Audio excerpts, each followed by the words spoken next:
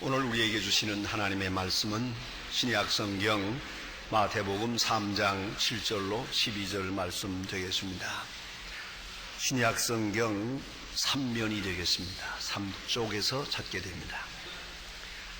마태복음 3장 7절부터 봉독합니다. 이 계시의 말씀을 봉독할 때에 살아계신 하나님의 음성을 다 함께 들으실 수 있기를 바랍니다.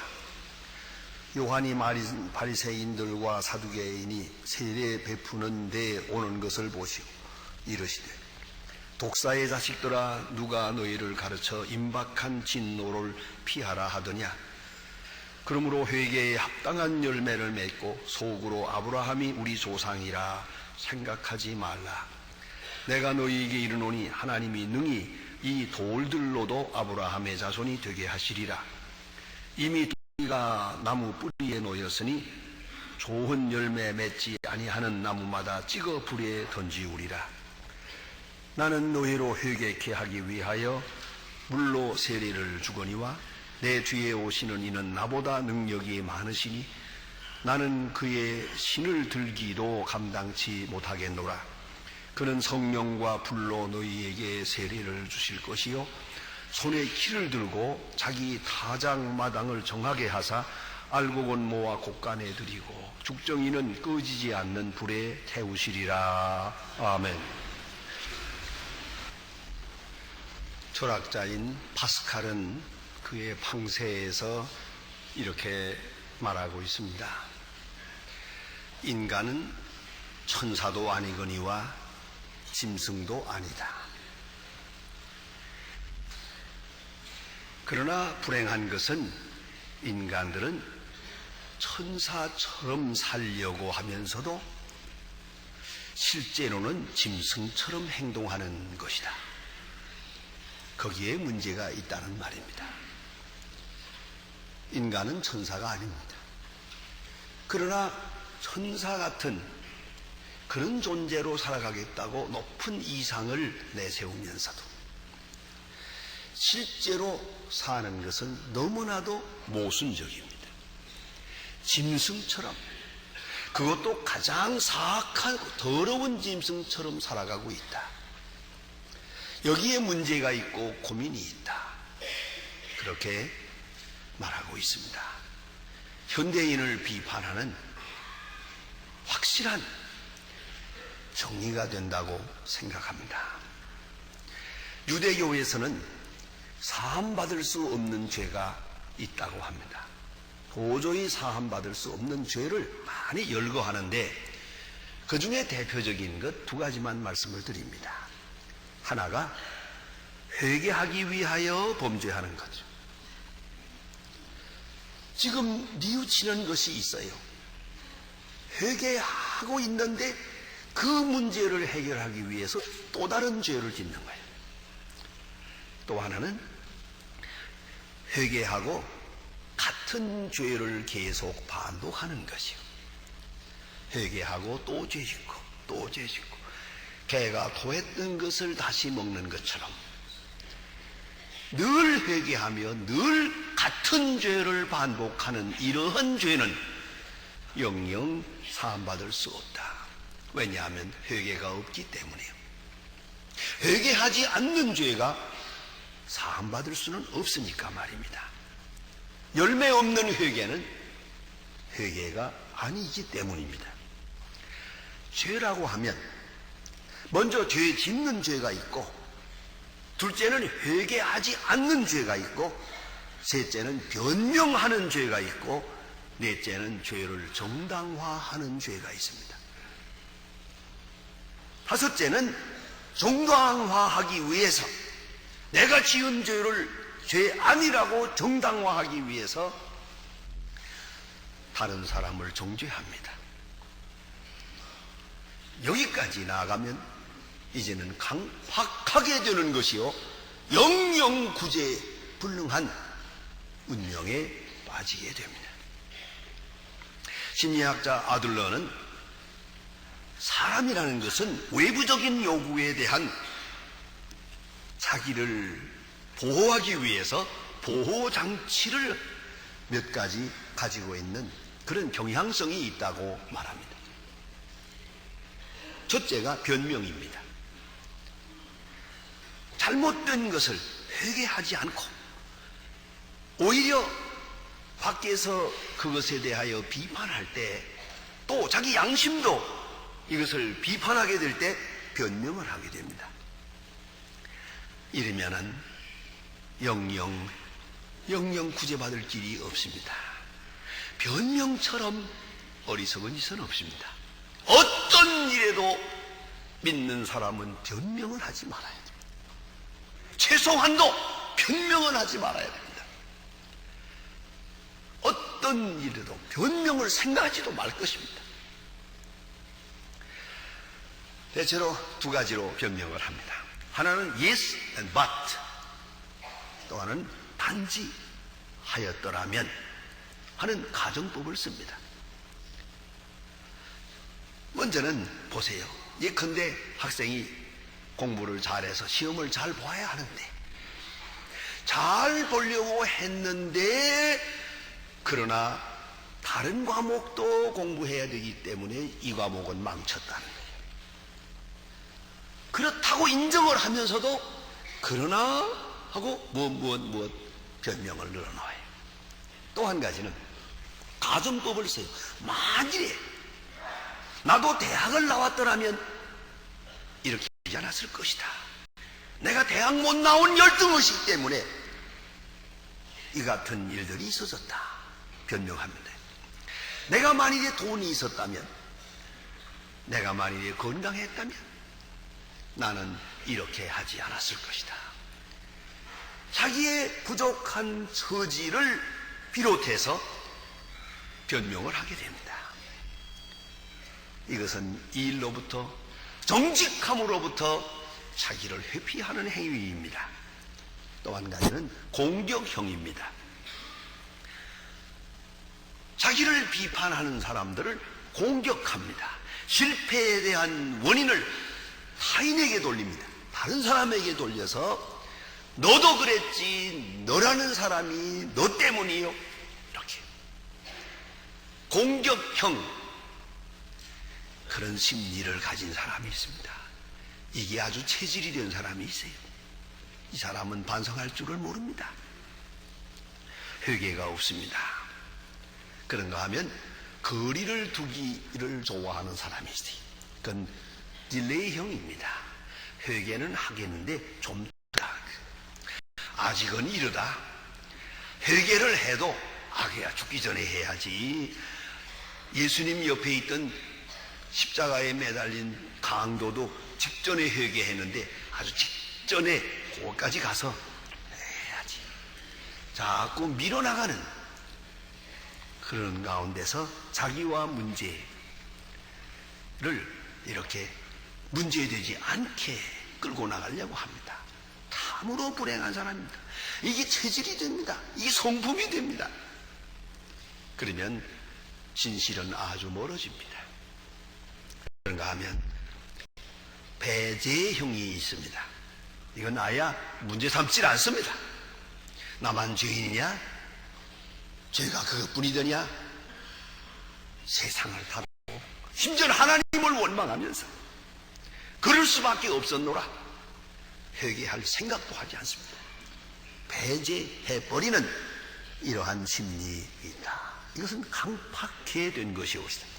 다시 돌이킬 길이 없습니다. 오늘 성경 말씀에 보면 광야의 세례 요한은 외칩니다.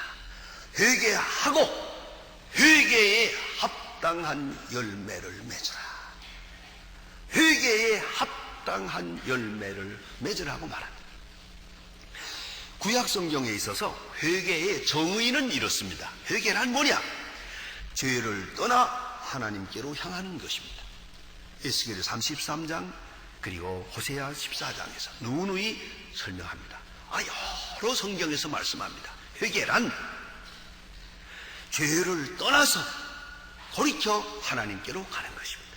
먼저는 회개란 후회와 뉘우침만은 회개가 아닙니다.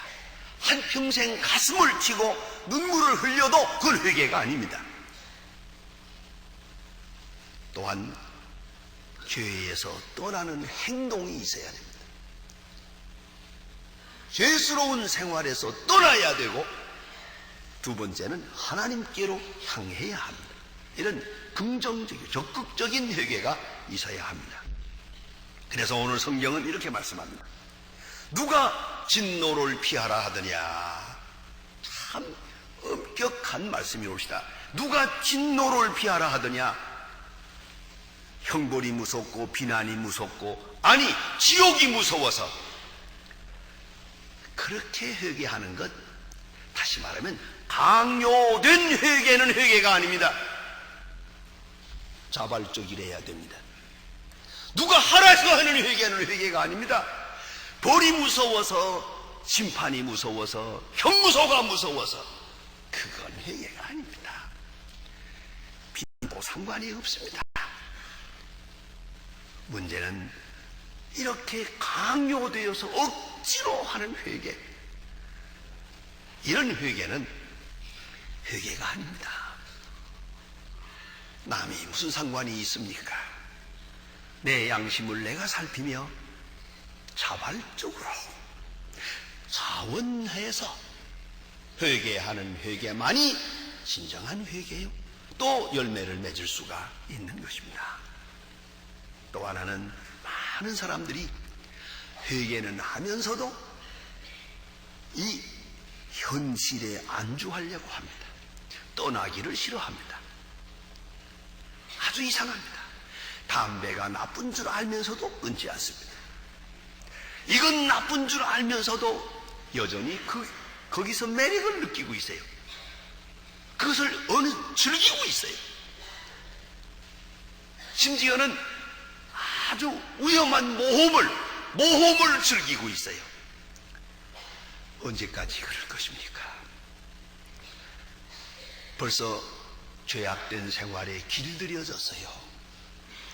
심리적으로 길들여져서 아주 그 생활에서 떠나기를 싫어해요. 저는 그런 학생을 보았어요. 고3 학생이에요. 공부 열심히 하다가 병들어서 병원에 갔어요. 물론 병원에 있는 동안 공부 안 했어요. 병은 나았어요. 그런데 자꾸 아프대요. 아픈 동안 모든 문제가 없으니까 그렇게 잔소리하던 어머니도 잔소리가 없고, 그 병원에서 나오려고 하질 않아요. 의사는 아픈 거 없다는데 여기가 아파요, 저기가 아파요. 네, 그런 놈을 보았다니까요. 정말 딱 하더라고요. 그래서는 아침 늦게까지 안 일어나요. 도대체가 가만히 보았더니 여기서 헤어나려고 하질 않아요. 그래서 내가 물었어요. 너 낫고자 하느냐? 그랬어요. 안 나야지요. 그래서 거짓말하지 마. 그랬습니다. 여러분, 안주하려는 마음이 무서운 것이에요. 자, 그렇다면 회개라는 것은 은총입니다. 하나님의 은혜로만 회개할 수가 있는 거예요. 먼저는 회개의 기회를 주셔야 됩니다. 내가 회개하고 싶었는데 그만 갑자기 차사고로 죽었다. 회개 못합니다. 그래서 저는 생각합니다. 가끔 그런 기도도 합니다. 병원에 입원해가지고 몇 달 동안 병원에 있으면서 친구를 불러다가 사과하고 자기 부인에게 내가 그동안 잘못했어 그런 장면을 내가 볼 때 본인에게 얘기합니다. 당신은 복이 많다고. 죽고 사는 애의 문제가 아니요, 회개할 기회가 있잖아요. 이게 얼마나 큰 축복이냐 그래요. 그때 가서 울음을 터뜨리는 걸 봅니다. 만일에 꽝 하고 죽었으면 어떻게 되겠냐? 이 같은 회개를 할 수 있었겠냐? 회개의 기회를 주셔야 돼요. 가룟 유다라는 사람을 여러분이 압니다. 하나님께서 여러 번 기회를 주었지만 끝내 회개하지 않고 그는 예수를 십자가에 못 박는 일에 가담을 했고, 그 다음에 뉘우쳤지만은 돌이킬 길이 없었어요. 이미 때는 지났어요. 이런 우스운 얘기가 있습니다. 11시에 회개하겠다고 했는데 10시 반에 죽었다고요. 하나님이 회개의 기회를 주셔야 됩니다. 또 하나님이 믿음을 주셔야 됩니다. 무슨 믿음입니까? 사랑에 대한 믿음이요. 하나님이 나를 사랑하신다. 하나님이 아직도 나를 사랑하신다. 내게 향한 하나님의 약속이 있다. 그것을 믿을 때 진정한 회개가 있는 거예요. 아무리 때려도 거기는 회개가 없습니다. 아이들 우는 거 가지면서 잘못했다고 말을 하지만 속으로는 두고 보자 그런데요. 참으로 회개는 사랑을 깨달을 때만 있습니다. 어떤 고등학교 학생이 아버지 어머니 잔소리가 싫어서 집을 나가버리지. 어머니는 기가 막힙니다. 그럴 줄은 몰랐는데 한 달을 수소문해가지고 겨우 아이가 있는 집을 찾았습니다. 계단 밑에 있는 조그만 방 하나를 얻어가지고 거기서 자취를 하고 있는 거예요. 그게 아이가 없을 때 들어가 보고 보니 뭐 방 안이 엉망이에요. 냉장고는 텅텅 비어있고 옷은 여기저기 벗어가지고 내 던졌고 어머니가 하루 종일 다 청소하고 말끔하게 씻어줬어요. 냉장고를 가득히 채웠습니다. 아무 말도 하지 않고 냉장고 벽에다가 그 아이의 100일 사진을 떡 붙여놓고 왔습니다. 어머니가 100일 된 아이를 안고 너무 좋아하는 그 모습을 다 붙여놓고 왔습니다. 내가 저녁에 돌아와서 그걸 보고 통곡을 했습니다. 왜요? 어머니는 지금도 나를 사랑하신다. 그리고 돌아왔습니다. 여러분, 말이 필요가 없습니다. 믿음이 가야 됩니다. 사랑에 대한 믿음이 가야 됩니다. 아직도 나는 하나님의 사랑을 받는 자다요. 하나님은 지금도 나를 사랑하신다. 십자가를 쳐다보면서 그 사랑을 확인하게 될 때, 그 사랑에 감격하게 될 때, 그때 흘리는 눈물이 진짜예요. 형벌이 무서워서 회개하는 회개가 아닙니다. 매가 무서워서 회개하는 회개가 아닙니다. 형무소가 무서워서 벌벌 떠는 것도 회개가 아닙니다. 오로지 사랑을 믿으며 회개하기. 또한 회개에는 하나님께서 용기를 주셔야 됩니다. 용기가 없는 자는 회개 못합니다. 구약 성경에 보면 다윗이라는 사람을 합니다. 그는 엄청난 죄를 지었습니다. 남의 아내를 취했을 뿐더러 그 남편을 죽였습니다. 숨겨졌던 악이지만 나단 선지가 와서 당신이 죄인이요 할 때 그는 왕의 보좌에서 아무 꺼리낌 없이 무릎을 꿇었습니다. 내가 죄인입니다. 내가 죄를 지었나이다. 회개에 용기가 있었습니다. 용기 없는 사람은 회개 못합니다. 회개해야지. 그리고 한평생 찌그러진 얼굴로 삽니다. 구겨진 얼굴로 삽니다. 병든 양심으로 삽니다. 회개에 용기가 필요합니다. 어떤 용기요? 명예와 지위와 체면 다 내 동댕이 쳐야 됩니다. 왜요? 진실이 먼저니까. 이까지 체면이 무슨 소용이 있느냐? 다 내 던져야 됩니다. 그리고 모든 운명을 하나님께 맡길 겁니다. 회개한 다음에 되어지는 일, 그 어떠한 일이었다 하더라도 상관할 것 없습니다. 모든 운명을 하나님께 맡기는 그 용기가 있고야 회개할 수 있어요. 회개가 쉬운 게 아니에요. 회개의 열매란 참으로 귀한 것입니다. 하나님께서 힘을 줘야 됩니다. 위선을 벗어버리는 힘을 주셔야 됩니다. 거짓을 활짝 벗어버리는 체면 같은 것 던져버려야 회개할 수 있습니다. 그리고 회개하지 못하고 그냥 자꾸 밀어 가는 동안에 점점 수렁으로 빠져들고 그 어느 때 가서는 회개할 수가 없게 되어버립니다. 회개할 때 비로소 자유를 얻을 수가 있습니다. 비로소 얼굴이 밝아질 수 있습니다. 참으로 회개할 때에 병도 치유받을 수가 있습니다. 환한 양심, 환한 얼굴, 온전한 인격을 다시 세우게 될 것입니다. 탈무드에 이렇게 말합니다. 자기 잘못을 인정하는 것처럼 마음 가벼운 일은 없다. 어떻습니까? I am sorry. That's my fault. 하는 순간 마음은 편안해집니다. 미안합니다. 그럼 그건 내 잘못이었어요. 이보다 더 신바람 나는 일은 없어요. 그런가 하면 자기가 옳다고 고집하는 것처럼 마음 무거운 일은 없다. 알아서 하세요. 어느 쪽을 선택하시렵니까? 내가 옳고 내가 잘났다고 하면서 점점 썩어가는 음령을 갈 것입니까? 아니면 그건 내 잘못입니다 하고 환하게 광명을 찾을 것입니까? 회개는 사람을 자유케 합니다. 오늘 성경에 말씀하십니다. 속으로 아브라함의 자손이라고 하지 마라. 아브라함의 자손이라고 하는 특권의식이 내 죄를 정당화할 수는 없어요. 내 과거에 세운 공로가 오늘의 죄를 정당화해 주지 못합니다. 과거에 아무리 좋은 일을 많이 했고 아무리 특권이요 아브라함의 후손이라 해도 오늘 죄는 오늘 죄요, 오늘 죄인은 오늘 죄인입니다. 그 화려한 과거가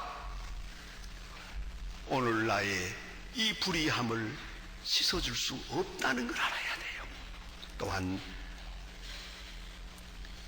조상의 의, 즉 아브라함의 의가 내 죄를 사할 수는 없는 거예요. 그의 자손되었다고 하는 것이 오늘 나의 죄를 씻어줄 수는 없는 것이에요. 하나님의 은혜로만 회개할 수 있습니다. 회개할 기회를 주시는 것, 회개할 용기를 주시는 것, 회개할 깊은 마음을 진실을 주시는 것, 그것이 은혜옵시다. 병들어서 회개하든 실패해서 회개하든 감옥에 들어앉아서 회개하든 회개는 복입니다. 회개는 하나님이 내게 주시는 은총의 기회가 됩니다. 은혜로 회개케 하시고 은혜로 새로운 역사를 창조하게 하십니다. 여기에 승리가 있고 여기에 새로운 능력이 있고 밝은 세상이 있는 것입니다. 기도하십시다.